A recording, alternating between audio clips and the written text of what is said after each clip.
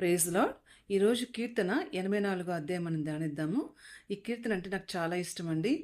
అంటే అది ప్రతి వచనం నేను దీంట్లో దేవుని నమ్ముకున్న కొత్తల్లో ప్రతి వచనం బై హ్యార్ట్ చేశాను అనమాట. నాకు చాలా ఇష్టమైన కీర్తన అనమాట. ఇది ఎవరు రచించారంటే కోరాహు కుమారులు దీన్ని రచించారు. అసలు ఎంత అద్భుతమైన కీర్తన. ఎవరి కోరాహు కుమారులు అంటే, కోరాహు మనం ఓల్డ్ టెస్ట్మెంట్లో చూస్తాం కదండి. సంఖ్యాకాండము 16వ అధ్యాయము 1వ వచనం నుంచి 40వ వచనం వరకు మనం చూసినప్పుడు ఈ స్టోరీ అంతా మనకు అర్థమవుతుంది.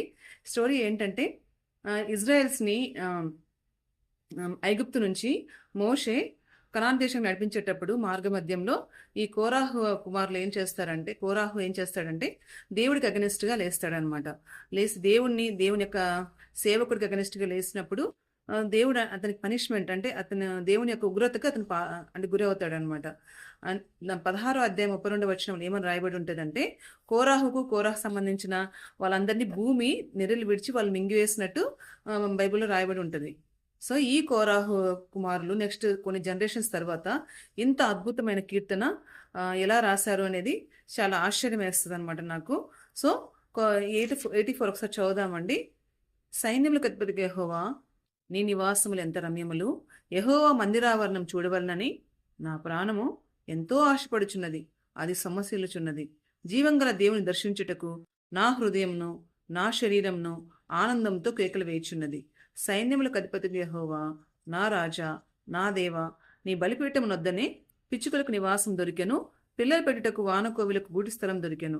నీ మందిరమునందు నివసించువారు ధన్యులు, వారు నిత్యం నిన్ను స్తుతించుదురు. నీ వలన బలమునందు మనుషులు ధన్యులు. యాత్ర చేయ మార్గములు వారికి అతి ప్రియములు. వారు బాకాలోయలో పడి వెళ్ళుచు దాన్ని జలమయంగా చేదురు. తొలకరి వారి దాని దీవెనలతో కప్పును. వారు నానాటికి బలాభివృద్ధి నందుచు ప్రయాణం చేదురు. వారిలో ప్రతి వాడును సియోన్ దేవుని సన్నిధి కనబడును. సైన్యాలకు అధిపతి యెహోవా, నా ప్రార్థన ఆలకించుము. యాకోబు దేవా, చెవియొగ్గుము. దేవా, మా కేడమా దృష్టించుము. నీవు అభిషేకించిన వాని ముఖం లక్షింపుము. నీ ఆవరణంలో ఒక దినం గడుపుట 1000 దినముల కంటే శ్రేష్టము. భక్తిహీనుల గుడారం నివసించుట కంటే నా దేవుని మందిర ద్వారం వద్ద నుండుట నాకు ఇష్టము. దేవుడైన యెహోవా సూర్యుడును కేడెమునై ఉన్నాడు. యెహోవా కృపయు ఘనత అనుగ్రహించును. యథార్థంగా ప్రవర్తించే వారికి ఆయనకి ఏమేలు చేయక మానడు. సైన్యములకు అధిపతి యెహోవా, నీ యందు నమ్మిక ఉంచువారు ధన్యులు. ఇక్కడ ఏముందంటే ఫస్ట్ 3 వచనాలు ఏముందంటే, అంటే దేవుని యొక్క సన్నిధి పట్ల వాళ్ళకున్న ఆసక్తి, అంటే ఆయన యొక్క నివాసం ఎంత రమ్యంగా ఉందని, ఆయన చూడాలని ప్రాణం ఎంతో ఆశపడమే కాదు కానీ సొమ్మసిల్లిపోతుందని కూడా. తర్వాత ఇంకా ఏమని రాయబడిందంటే, నా హృదయమును నా శరీరం ఏం చేస్తుందంట, ఆనందంతో కేకలు వేస్తుందంట దేవుడి సన్నిధికి వెళ్ళాలని. నిజంగా ఒకప్పుడు రిజెక్ట్ చేయబడిన వాళ్ళు ఇప్పుడు సన్నిధి గురించి ఇంతగా ఆశపడుతుంటే వాళ్ళ హృదయంలో ఉన్న ఆలోచనలని వాళ్ళు ఒక కీర్తనలాగా రాసినప్పుడు దేవుడు వాళ్ళని రిజెక్ట్ చేశాడా అండి? రిజెక్ట్ చేయలేదు, వాళ్ళని యాక్సెప్ట్ చేశాడు. ఎందుకంటే ఇది కీర్తన గ్రంథంలో పొందుపరిచించాడండి పరిశుద్ధాత్మ దేవుడు, వాళ్ళని యాక్సెప్ట్ చేశారు కదండి. ఇంకా ఇక్కడ వాళ్ళ హృదయంలో ఉన్న ఆలోచనలు చూడండి. ఇక్కడ 3వ అధ్యాయంలో పిల్లలు పెట్టుటకు వానకోవిలకు గుడి స్థలం దొరికాను. యాక్చువల్గా ఏంటి, లేవికాండము 11వ అధ్యాయం 13వ వచనంలో ఏముంటుందంటే, బైబిల్లో ఓల్డ్ టెస్ట్మెంట్లో కొన్ని పక్షులు అనేటివి రిజెక్ట్ చేయబడింది, అంటే నిషేధించబడినాయి అనమాట. సో ఈ కొయ్యలో కూడా ఏంటి, రిజెక్ట్ చేయబడింది. కానీ ఇక్కడ ఏమనుందంటే, ఈ వానకోవిలకి ఎక్కడ పరిశుద్ధ స్థలం అని తెలుసు కదండి.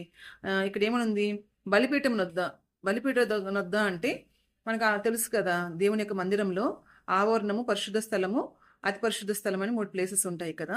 ఈ బలిపీఠం ఆవరణంలో ఉంటుంది అనమాట. అంటే దేవుని యొక్క మందిరం, నథింగ్ బట్.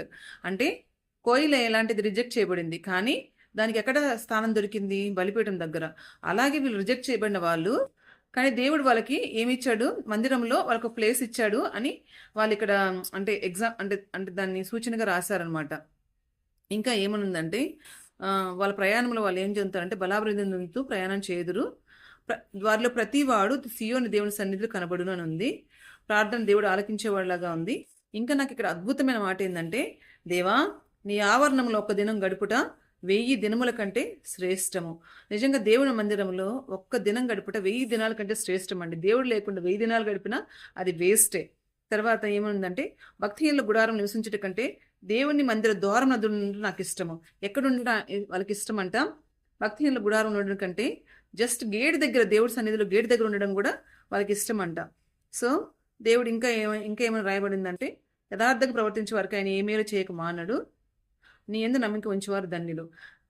నిజంగా ఇక్కడ ఎంత అద్భుతమైన కీర్తన కదండి. సో ఎవరైతే రిజెక్ట్ చేయబడ్డారో కోరాహు సంతానము, మరలా దేవుడి సన్నిధికి వచ్చినప్పుడు దేవుడు వాళ్ళని యాక్సెప్ట్ చేశాడు. వీళ్ళు అద్భుతమైన కీర్తన రాశారు. వాళ్ళు నిజంగా దేవుడి సన్నిధిలో డ్వెల్ అయ్యారనమాట.